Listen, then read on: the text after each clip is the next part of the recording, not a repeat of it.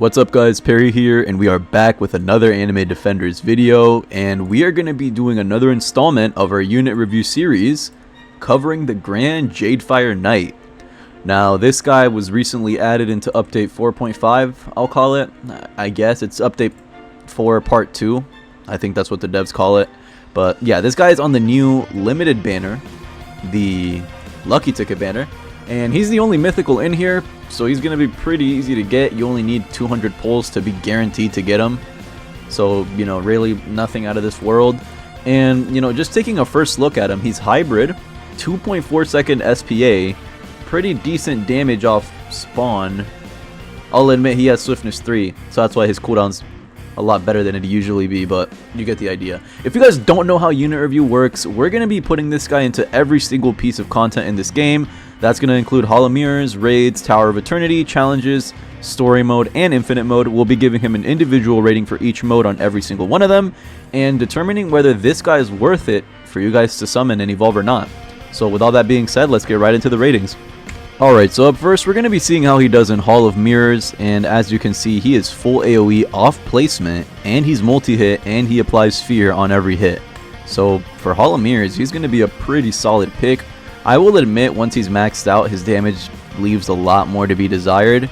So will he be able to solo carry you on Hall of Mirrors? Definitely not, but he can definitely carry early game with ease. And let me see, how many placements is he? Yeah, he is a 4 placement, so definitely going to be useful in Hall of Mirrors. From now on, I'm going to start being a little more strict with my ratings, just because I've realized that I've been kind of giving too many units, too many high reviews, and now that we're getting into the later, you know, we're in update 4 at this point, I think it's time we stop beating around the bush. So I'll be a little bit more strict with my ratings from now on, but I'm getting off topic. This guy for Hall of Mirrors, I'll give him a solid 6 out of 10, and let's move on. Okay, up next we're going to see how he does in Tower of Eternity, and you know, once again, the fact that he's a full AoE hybrid unit that has multi-hit and he applies Sphere, in terms of pure utility, I am struggling to find much other characters that do it better than him. Like, he's doing 1k damage off placement, which is nothing to scoff at. Obviously, we're not reaching secret level numbers here, but I honestly think that you cannot go wrong with this guy in Tower of Eternity. He's going to be able to hit any type of enemy. His multi-hit can absolutely shred through shields, which you will encounter a lot of in the later floors of this game mode. And the fact that he applies Fear means that he doubles his meta support for the rest of your team. So honestly, I think Hall of Mirrors is his strong suit. Definitely the game mode where he shines the most. We're going to give him an 8 out of 10.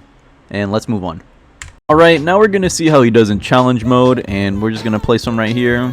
He deals with the enemies pretty easily.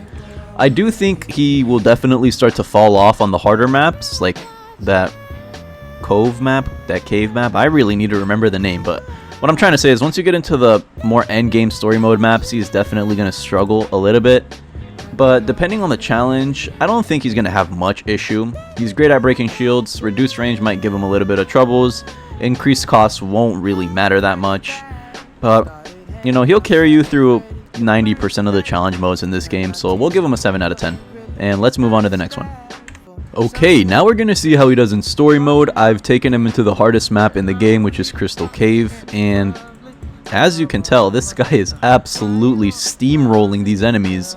Now, if this was challenge mode and it was like enemies have double health, he might need to use an extra attack or two, but honestly, by himself, he is quite literally just shredding these enemies. And if you look closely, these slime monster guys, they spawn more enemies after they die, but that is absolutely no issue for him. He literally kills them in the same attack. And, you know, you can upgrade him a little bit. He will lose his full AoE later on, which is unfortunate, but for story mode, if you evolve this dude, he'll easily carry you through the entirety of story mode. As long as you have like at least 1 or 2 more units to support him, I think he'll be fine. Very, very good in story mode. I'm going to give him an 8 out of 10. Let's move on to the next one. Alright, now we're going to do a quick little showcase of how he does in infinite mode. So off spawn, as you can see, he's full AoE, multi-hit. He applies the little fear effect on enemies on every hit, which makes them take more damage. That's all fine and dandy. Now, we upgrade him 2 more times. Unfortunately, he does lose his full AoE. Now he has an attack called Dimension Slash. Upgrade him 2 more times. Now he has an attack called Dimension Bomb. Still, it's just a multi-hit, big circle AoE attack. Upgrade him 2 more times. Now he has a line AoE. You do not like seeing this. Now upgrade him 2 more times. He gets a cone AoE attack, which is actually pretty cool. Dimension Rift is personally my favorite attack that he has in his kit. Actually, here's the thing I don't like about cone AoE. You see how he's only hitting like the first 3 enemies here? Like, he's just completely ignoring these guys. This is why, like, even though I like cone AoE in theory, it's not that good. Anyways, upgrade him 2 more times. Let's get him to max. He gets Dimension Gun, which is just a big circle AoE. I'm assuming this is multi-hit from the looks of it. Yeah, that's definitely multi-hit. Well, yeah, pretty lackluster damage on max level, and he's evolved.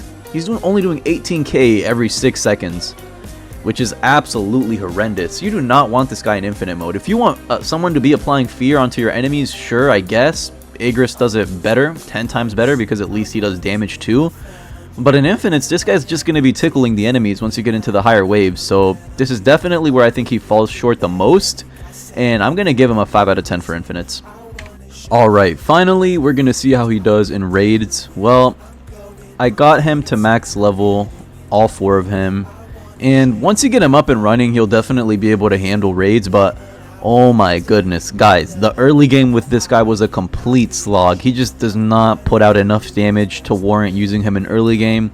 The fact that he applies fear is a plus, but at the same time, there are units that do it better. And if your main goal is to apply fear, there are units that just do that cheaper. Just get a cursed fighter, and he's going to do that at less cost than this guy. But yeah, I did have to bring in some backup just so I wouldn't die.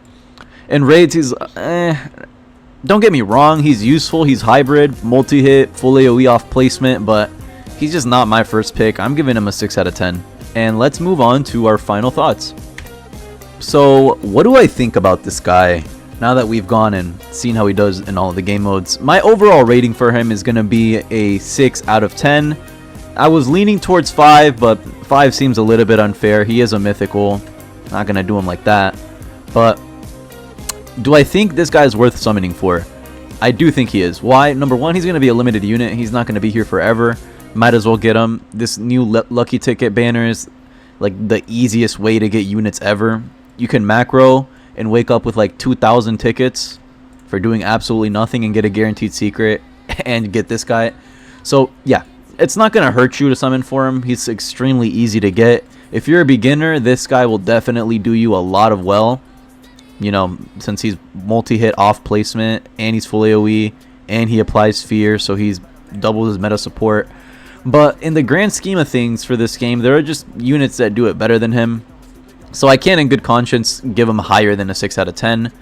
And that is going to wrap up today's unit review. If you guys enjoyed the video, learned anything new, or just liked hearing me talk about the game, feel free to like, sub, and comment, all that wonderful, wonderful stuff.